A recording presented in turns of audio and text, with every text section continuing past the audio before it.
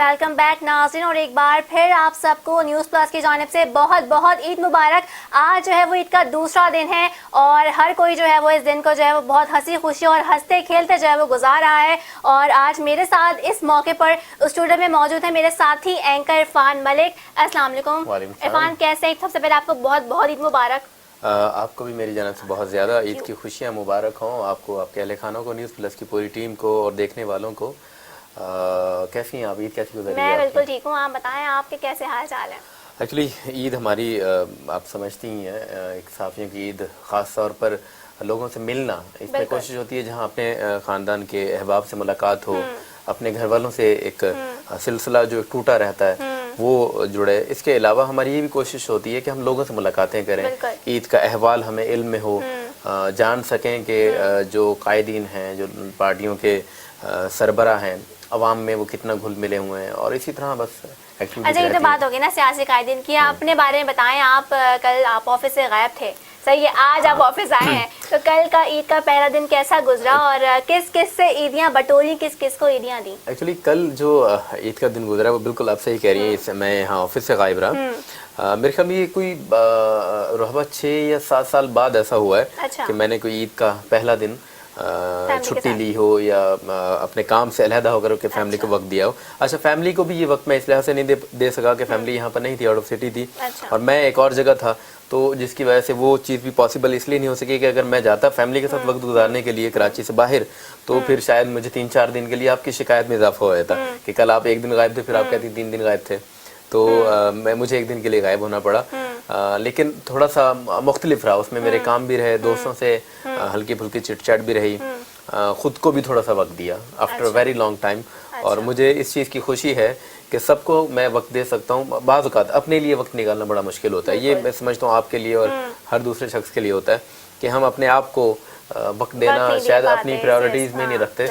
तो मैं इसको लिस्ट में रखता हूँ और वो कल जाके नंबर आया। अच्छा। और ईद का पहला दिन मैंने अपने आप को दिया। अच्छा। अकेले थोड़ा सा टाइम स्पेंड किया, मूवी देखी। अच्छा। और काफ़ी अरसे बाद मेरे कुछ फेवरेट म्यूज़िक थे, मैं गाने थे वो मैंने सुने अकेला, बिल्कुल ऑल एंड अलोन, एंजॉय किया। और मुझे लगा कि आज इरफान से बात हुई है। अच्छा। बड़ा मज़ा आया, अच्छा रहा पहला दिन था। अच्छा, तो अभी हम ये तो हम बात आगे भी करेंगे।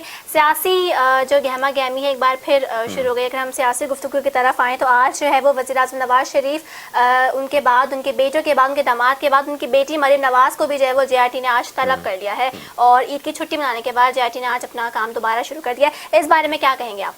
जाहिर है कि जहाँ बाकी चीज़ें रहती हैं, कारोबारी ज़िंदगी है, इसे जारी रहना है। JRT चूँकि एक इंतहाई अहम मामला है, एक मुकर्रर स्पेसिफिक टाइम जो है वो दिया हुआ है 60 दिनों का। तो JRT को सलाम है कि उन्होंने 1 दिन की छुट्टी ली। अच्छा। और 1 दिन की छुट्टी के बाद देखिए JRT ने भी 1 दिन की छुट्टी की।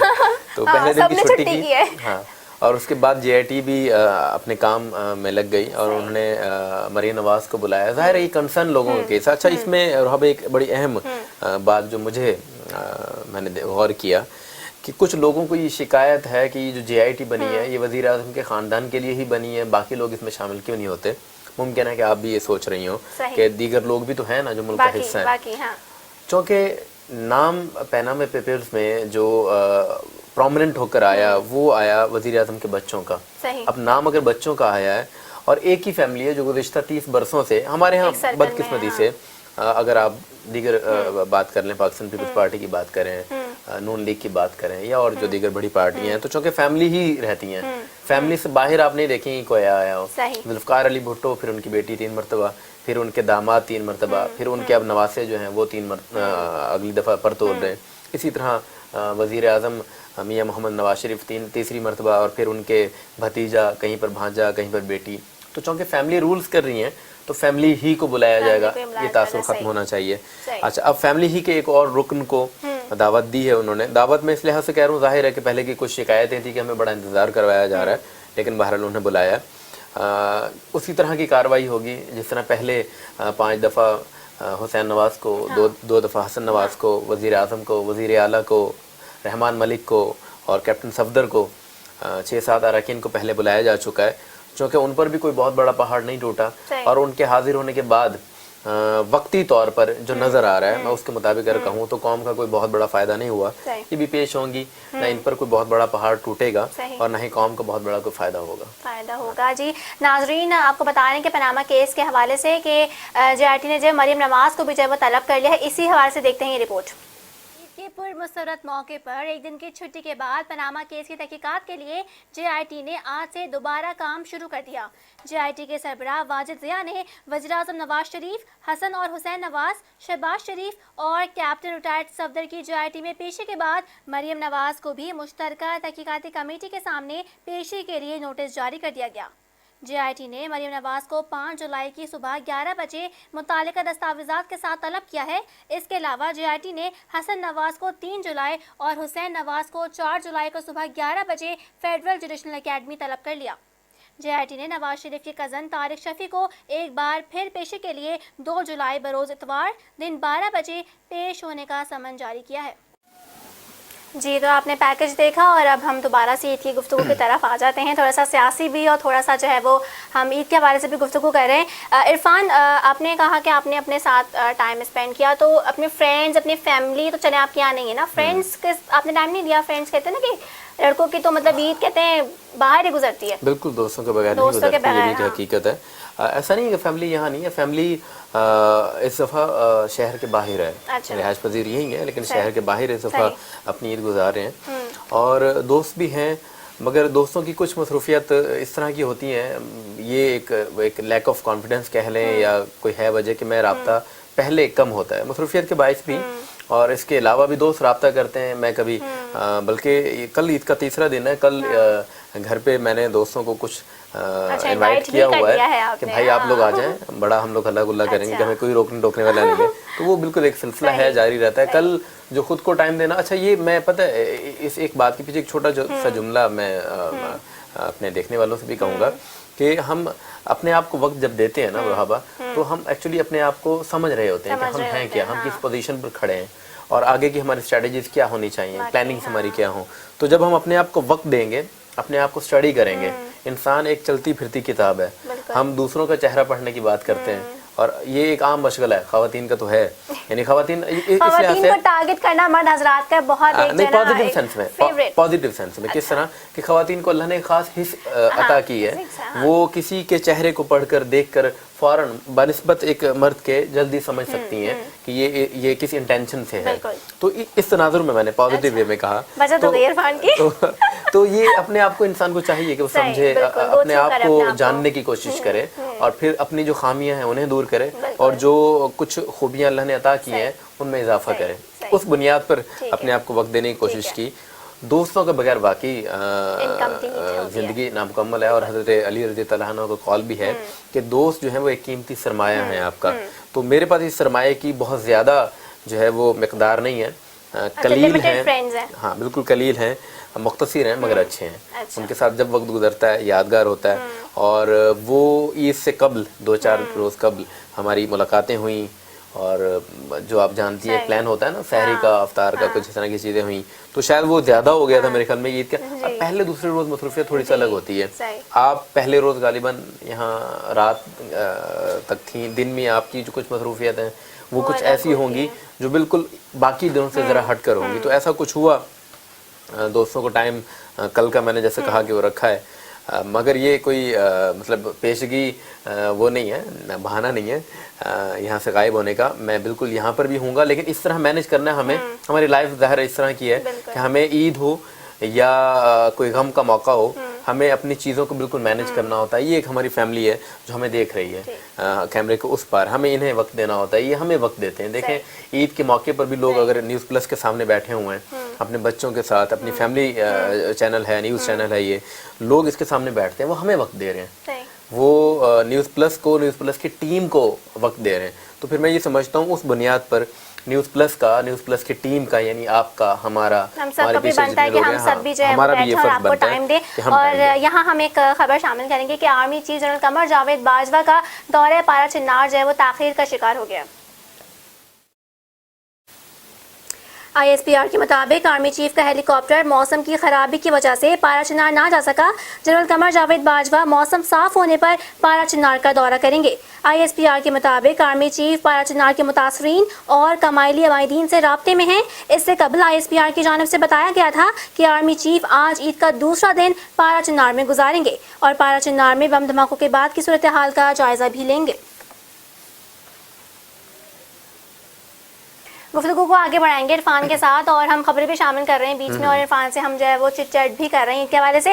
इरफान, सबसे कहते हैं ना कि बचपन की ईद होती है, अब हम बड़े हो जाते हैं, प्रैक्टिकल लाइफ में आ जाते हैं। जैसे आज हम लोग यहाँ ऑफिस में बैठे हुए हैं, सही है ना, तो एक कहते हैं बचपन की ईद का एक अलग मज़ा होता है और बच्चों की ईद होती है। तो आपका कोई एक ऐसा बचपन का कोई एक यादगार ईद पर कोई वाक़या या कौन सी ऐसी ईद थी जो कह सकते हैं आपकी बेस्ट? बचपन का एक खास वाकया ये है कि कल ईद के दिन मैं दफ्तर नहीं आया, तो आप बड़ी हुई होंगी, मैं तो नहीं हुआ।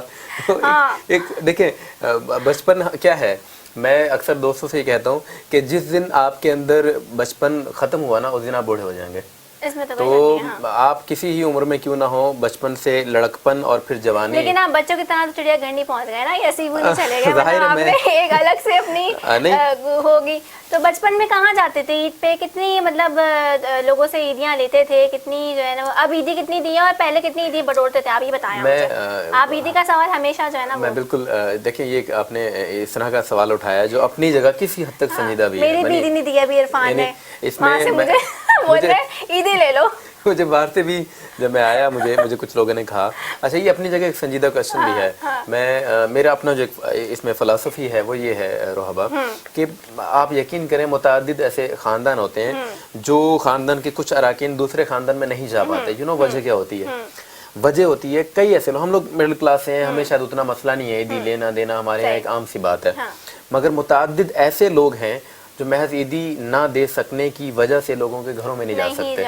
यानी ये चीज़ ज़रूरी है, लेकिन इतनी अहम ना बना ली जाए कि अगर कोई ईदी नहीं दे रहा तो उसको आप बुरा मान जाए, या अगर कोई कम दे तो उसे ये उसकी हैसियत का अंदाज़ा किया जाए। देखिए ईदी देना, मैं ये एक प्यार मोहब्बत होता है। हम यहाँ एक खानदान की तरह है, न्यूज़ प्लस की एक टीम है।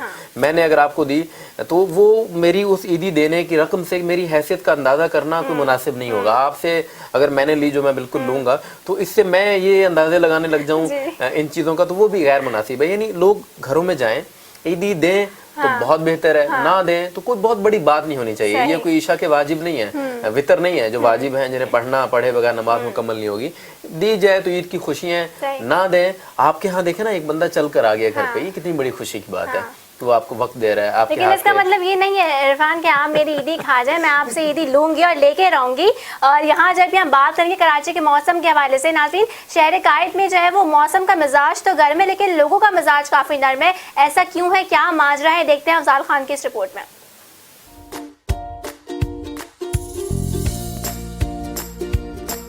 शहर कायद में पड़ने वाली गर्मी ने हालत बेहाल कर दी, लेकिन इस सख्त मौसम के बावजूद शहरियों ने ठान ली है कि ईद का त्यौहार ज़ाया नहीं करना।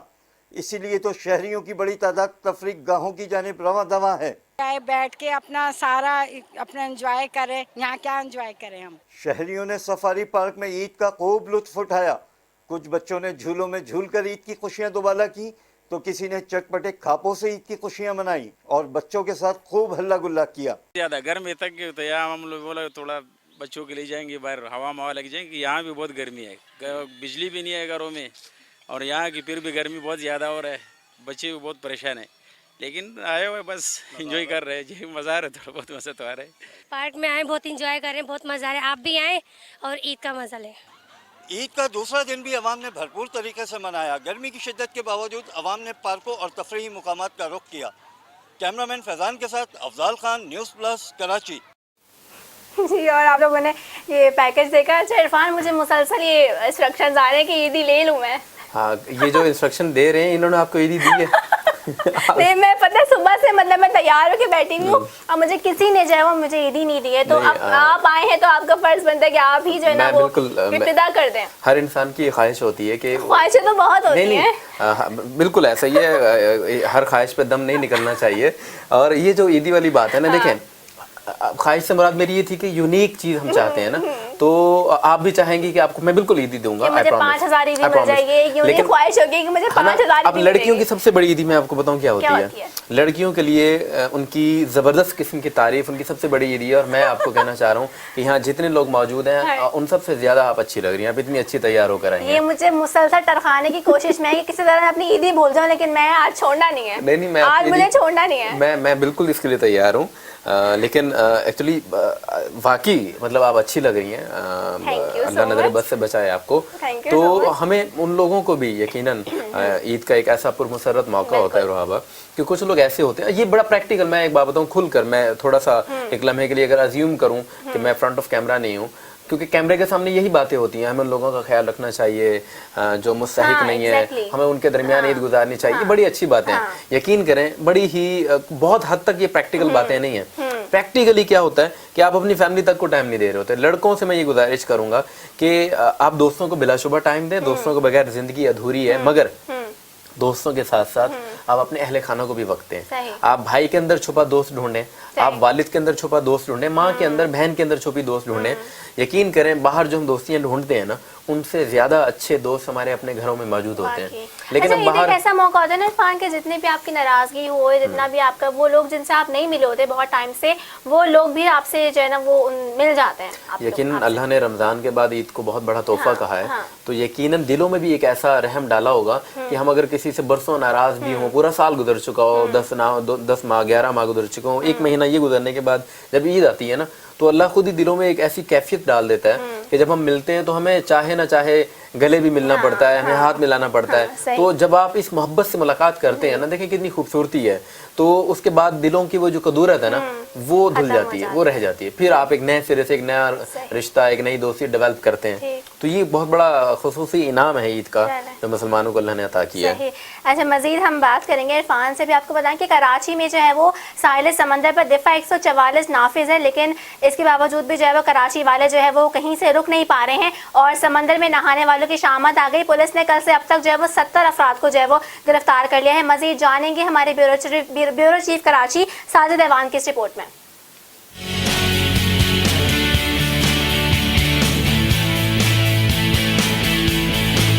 शहर में ईद के दूसरे रोज भी शहरी समंदर में नहाने से बाज न रहे, लेकिन पुलिस भी रही खूब अलर्ट और समंदर में नहाने वाले 70 अफराद को जेल की हवा खिला दी। सीवीओ के साहिल पर दफा 144 की खिलाफ वर्जी करते हुए गिरफ्तार किए जाने वालों की तादाद 50 हो गई। एसपी केमाड़ी आरिफ अजीज के मुताबिक ईद के 2 रोज में हॉक्स बे से 20 अफराद को गिरफ्तार किया गया। शहर कायद में समंदर पर नहाने पर पाबंदी के बावजूद शहरियों की बड़ी तादाद समंदर में नहाने पर बाजिद है, लेकिन दूसरी जानिब पुलिस ने भी समंदर में